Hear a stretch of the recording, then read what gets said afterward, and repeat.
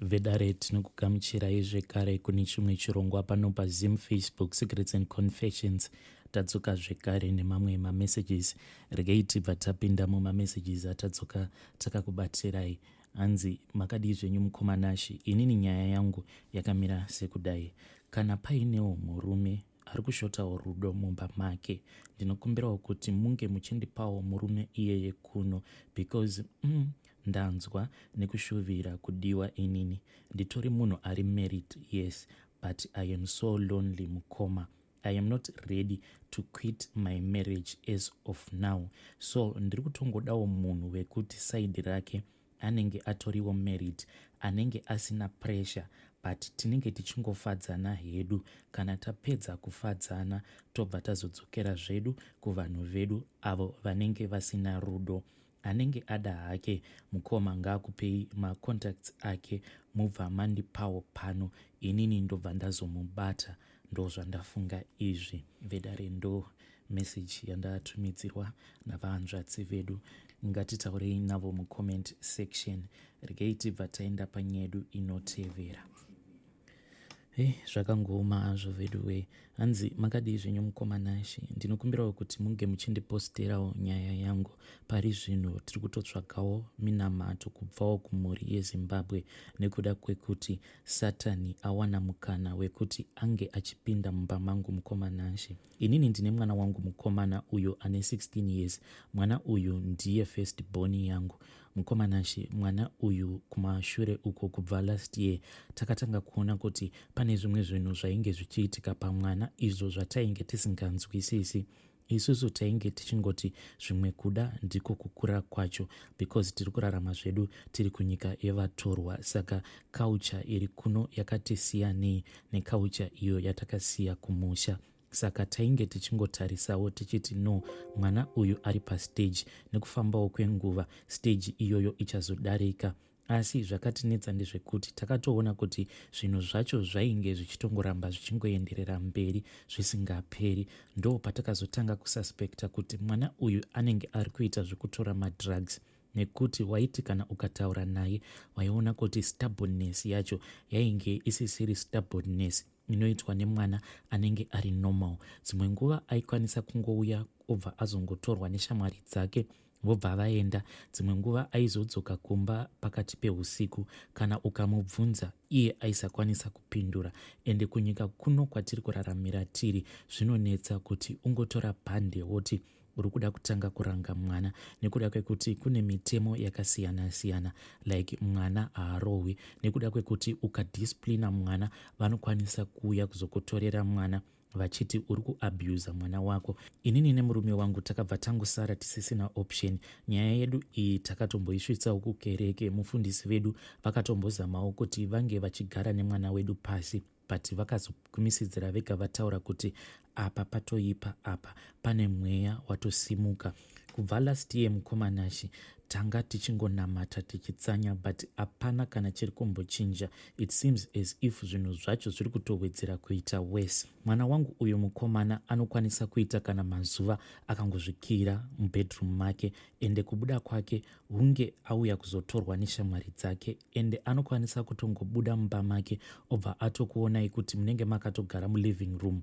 Hapana kana waanombotaura naye kana kukwazisa kana kuita sei. Chake chaanoita ndechekuti kana akanzwa kuti anenge ava kunzwa nzara, anongouya kukitchen obva azvigadzirira, angava ari masandwich kana kuti zvake zvaanenge achida kudya, obva adzokera kurumu kwake nendiro yake. Kubuda kwake hunge auya kuzotorwa nemadzishamwari ake kana kuti paanenge achienda kubath. Pamaweeks awo adarika, murume wangu ndo paakazotaimira mwana paainge abuda, akati panapa zvatava kutoita, tava kutopaza dhoo iri. Mukomanashi, takati tapaza dhoo riya tichinopinda mubedroom memwana takapererwa, because takati tichinopinda mubedroom make, chinhu chekutanga chatakasangana nacho rainge riri rimwe bhana iro raainge akaisa kumadziro. Bhana iroro rainge rakanyorwa kunzi worship the devil with all your mind and all your soul. Ende madesigns ainge akaiswa mubedroom make aya ekutorakidza kuti mwana uyu akatojoiniswa imwe cult, ende painge pakatonyorwa rimwe zita reimwe church. takati taona zvose zvatainge taona murumu memwana mukomana shi takapererwa ndokubva tazodanawo vamufundisi kuti vange vachiuya kuzonamata hongu vakauya kuzonamata but vakabva vati zvinhu izvi musazvibata zvisiyei iye muridzi anofanira kuti ange achizoturunura zvinhu zvose zvaakanamira kumadziro hunge iye achida nemwoyo wake nekuda kwekuti kana isusu tikati tiri kuda kuturunura zvinhu zvose zvaakanamatidzira kumadziro iye anenge asina kutendeuka anofanira kuti ange achitendeuka nemwoyo wake saka zvinhu izvozvo mukomanashi zviri mubedroom yemwana wangu because iye achizodzoka takabva tazogara naye pasi ndokubva tazodaidza zvekare vamufundisi but iye akangoti mufundisi achipinda mumba ndokubva angosimuka akati inini ndava kutoenda kunomhan'ara kupolice station kuti muri kundiabusa mukoma takabva tazototsvaka contractor wekuti ange achiuya kuzogadzirisa dhoo iro ratainge tapaza mumba mangu mukomanashi mwana wangu ainge achitoti iye ari kuda kuenda kunondimhan'arira kumapurisa kuti inini ndiri kumuabusa mukomanashi pari zvino inini nemurume wangu tasvikawo pachinzvimbo chekuti tapererwa hatichazivi kuti tozvifambisa sei iye ari kuti ndo sarudzo dzangu dzandatora ende ndiri kuda kuti ndinge ndichinamata satani vane chechi yavo ende akabva ataura kuti atova nenguva achienda kuchechi ikoko kunoitwa zvacho zvesatanism akabva atoburitsa nerimwe bhaibheri rainge rakaita hombe so akabva ati pose pandinenge ndakazvivharira ndinenge ndisingaiti zvemadrugs kwete ndinenge ndichiverenga mabhuku angu hongu but kana ndiri free hanzi ndinenge ndichiita inonzi yoga meditation ende mwana achitaura zvose izvozvo zvaainge achitaura waitoona kuti mwana uyu zvaari kutaura zvinhu zvaari kutaura asina kutya mukati ainge atori serious nazvino mukomanashi ndo situation irimo mumba mangu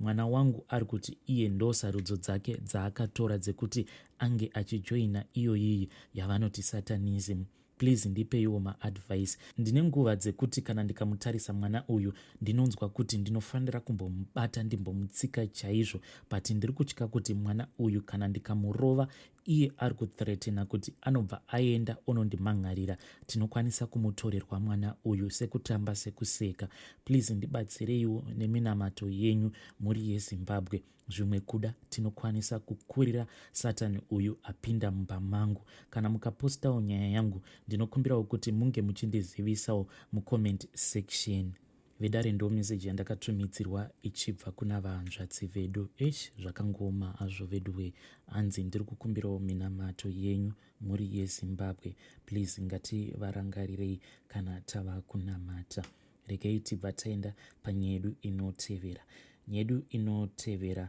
mukoma vedu vakati vatumidzira meseji yavo vakabva vati ivo ndinokumbirawo kuti munge muchichinja mamwe madetails panyaya yangu nekuda kwekuti kune vanhu vakati wandei vanondiziva saka ndichiverenga ndichaita ndichijamba jamba regai tibva tapinda mumamessages avo avakanditumidzira hanzi makadi zvenyu mukomanashi inini nyaya yangu yakatangirawo pandainge ndiri band member rerimwe group iro randainge ndichifamba naro ndakatanga ndiri dhensa kupedzisira ndatovawo munhu ainge achiitawo zvekupfumira ende ndaipota ndichihaiwa kune vanhu vakasiyana-siyana ndainge ndiri backing vocalist kumabands akasiyana-siyana but pane zvimwewo zvandakazosangana nazvo mumusic industry imomo pane rimwe band iro randakazombofamba naro rainge riine mukurumbira saka zvakazoitika mukomanashi ndezvekuti pane humwe usiku paakauya kumba kwangu achida kuti inini ndinge ndichimudhiraivha achiti aida kuenda neni kune umwe munhu uyo waainge achiti ndisekuru vake but takazoti tasvika kuya ndakabva ndazoona kuti munhu uyu airakidza iye kuti anobva kumasaidi ekumalawi ndakanzwa shona yake kuti yainge ichirakidza kuti ndo kumasaidi kwaanobva kumalawi kana kuti kumozambique saka takati tasvika pamba paya mukomanashi takaita 5 days tiripo pamba ipapo tichinosvika pamba ipapo zvinhu zvekuti zvakandinetsa nekuti ndichibva pamba ndainge ndisina kugadzirira zvose zvandakasvika ndichinoitiswa pamba ipapo nekuti takati tasvika pamba ipapo uya wandainge ndaenda naye akabva ati zvatawira pano ndinoda kuti usazoudza kana ani zvake ende takabva taudzwa kuti mangwana acho makuseni tinofanira kuti tinge tichizotanga kutsanya takaita 5 days tichitsanya absolutely, ende tainge tiri pamba pemunhu iyeye ainge achiita zvekushopera. Ende inini mukomanashi ndakazogumisidzira ndapiwa umwe mukadzi, handizive kuti mukadzi uyu ainge akabva nepi. Ndakabva ndanzi ndinofanira kuti ndinge ndichiita bonde naye. Mukadzi uya akangouya ndokubva azonditora murumu umo mandainge ndigere ndakamirira munhu uya wandainge ndaenda naye achiti ari kuda kuenda kunoona sekuru vake. Mukadzi uya akati auya murumu umo mandainge ndiri ndokubva ati nditevere. Ndakati ndamutevera kudaro akabva anondipinza mune chimwe chimba, but chimba ichi chainge chakangoita zvekungovakwa nemaplastics. Chimba ichocho chainge chakangoita chibhagdhadhi, chiri chimusasa chainge chakavakwa nemaplastics. Ndokubva atipinda muno, iye akabva atotanga kukurura nhumbi dzake. Handizivi kuti zvii zvakaitika pandiri, because mukadzi iyeye ndakati ndakamutarisa ndakabva ndanzwa kuti ndinofanira kuti ndinge ndichiitawo naye bonde. Izvi ndakazviita for 5 days pandainge ndakamirira munhu uyo wandainge ndaenda naye achiti ari kuenda kunobatsirwa. Zvinhu izvi mukomanashi zvatova nemakore akati 1 day. Takazoti tabva kuya, munhu uya wandainge ndaenda naye ndakazoona kuti ainge ava kungondiisa pasaidhi. Ndaingozongoita zvekungonzwa kuti vainge vaenda kunoridza somewhere. Iniwo nekudawo kwenhamo yandainge ndatarisana nayo ndakabva ndazosimudzira ndokubva ndati regai zvangu ndiende ndimbonozama humwe upenyu ndiri kuSouth Africa. Asi dambudziko rangu rakazotanga ndava kuno kuSouth Africa, because ndakati ndava kuno ndakabva ndazosangana neumwe mukadzi uyo wandakazotanga kufambidzana naye. Ndakati ndaroora kudaro ndakabva ndaona kuti handina kukwanisa kubata mwana kusvika muzuva ranhasi mukomanashi. Ndingori nedambudziko iroro rekuti ndiri kungogara nevakadzi vakasiyana siyana. Dzimwe nguva ndinokwanisa kutoti ndichiita bonde nemukadzi tiri panguva iya yekuti tinenge tichifadzana, ndinokwanisa kungokaruka ndanzwa kuti ndinenge ndatoproducer, asi kuzonotarisa kudai hapana kana chinenge chambobuda. But ndinotonzwa kuti inini saidhi rangu ndinenge ndatoproducer. Vakadzi vose vandinogara navo vanopedzisira vava kungokomplaina nenhau iyoyo yekuti inini ndinenge ndichinzwa kuti ndatopedza, asi iye mukadzi achizonotarisa anobva aona kuti hapana kana urume hwandinenge ndambosiya maari. Zvinhu izvi zvinogara zvichingondidya mumwoyo mangu kuti kusvika rini mukomanashi ndichingogara nevanhukadzi vachienda. Ende kana ndakazvitarisa kubva zvandakatanga kusangana nevanhukadzi vakasiyana siyana, hakuna umwe zvake akazombodzoka achindipomedzerawo kuti wakandipawo mwana. Ndiri stressed mukomanashi. Kana mukaona mamwiro acho andinoita doro, ndinonwa doro zviya zvekuti ndingokanganwa kuti ndichiri kurarama. Hei vedare, ndo message yandakatumidzirwa namukoma vedu ava. Zvakangoma hazvo vedu we. Ivo mukoma vedu vanga vachiti pari zvino mukomanashi ndiri kutena 49 years, I don't have a child, I don't have anything. Ruregerero vedare, ndanga ndichiverenga ndichijamba jamba because vazodzoka vachiti ndinokumbirawo kuti musaverenga message yose yandanyora nekuda kwekuti ndiri kutya kuti munhu wacho anokwanisa kuzozviziva, kana kuti vamwe vandaifamba navo tichiridza vanokwanisa kuzozviziva vakazonetsana neni. Asi vedare, please ngativabatsirei padambudziko ravo iro ravari kuti vari kusangana naro. Hanzi ndine dambudziko rekuti paya pakunosangana nemunhukadzi pabonde hapana urume hwandinoproducer. Handiziviwo kuti dambudziko iroro ndingarigadzirisawo sei. Regai tibva taenda panyaya yedu inotevera. Nyaya yedu inotevera yakamira sekudai so. Hanzi makadii zvenyu mukomanashi, ndinokumbirawo kuti munge muchindikandirawo nyaya yangu kune vedare, asi please postaiwo nyaya yangu makavigawo sahaidhi.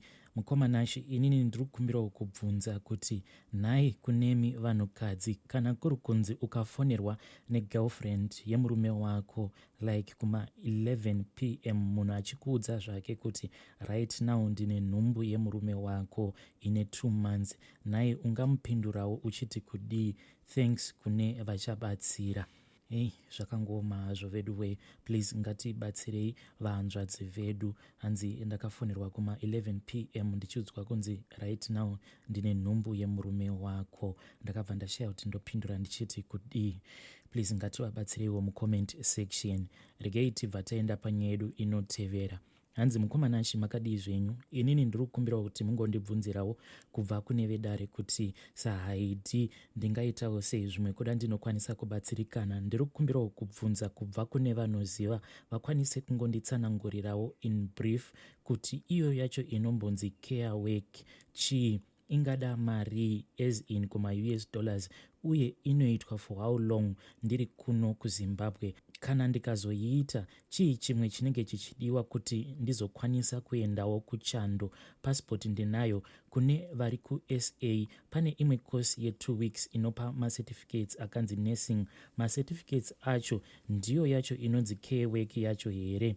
Upenyu hwandiremera ndokusaka ndafunga zvinhu izvi. Please ndibatsireiwo. Kana kuinewo vane ruzivo ngavangonyora zvavo mucomment section. Ndichazotevedzera zvose zvavanenge vandiudza mucomment section. Vedare ndo message yandakatumidzirwa navahanzvadzi vedu. Please ngativabatsireiwo. Regai tibva taenda panyaya yedu inotevera. Message inotevera yakamira sekudai. Hanzi makadii vanhu vaMwari? Ndauyawo nenyaya yangu. Life iri kundirwadza. Ndava ne18 years in this marriage. Vana ndine 5. Pese apa ndainge ndichigara kuZimbabwe. Murume ainge achiuya ari iye ega kuno kunyika yevatorwa kuzoshanda, asi hapana kana chimwe zvacho chaaiuya kana kuti chaaitumidzira. Aingoti ndiri kushaya mari, saka ndaitoraramawo nemari icho kusvika mugore ra2018.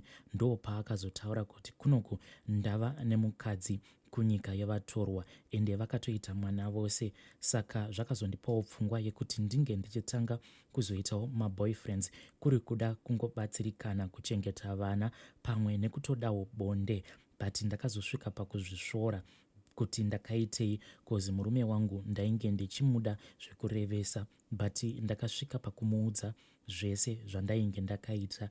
Iye akabva ati it is okay, ndinozvitambira kozi ndini ndainge ndiine problem, ndaigarisa ndaenda kunze. Saka ndakati ndamuudza zvose izvo zvandainge ndakaita secret iyoyo. Ndakabva ndazotorawo passport ndikati inini ndafunga kunoshandawo kuti ndinge ndichichengetawo vana vangu. Ndokubva anditi huya kuno kwandiri. So ndakauya last year, mainge muri muna November kusvika pari zvino. But mabatiro ari kundiita murume uyu anorwadza. Kubva ndichiuya kana hembe zvayo yekuti ndipfeke, ndakazvara mwana kana kutenga hake chekuti mwana ange achipfeka. Ndakati ndazvara ndakazotoita zvekuzotopiwawo hembe dzemwana nevanhu vane rudo vedu we.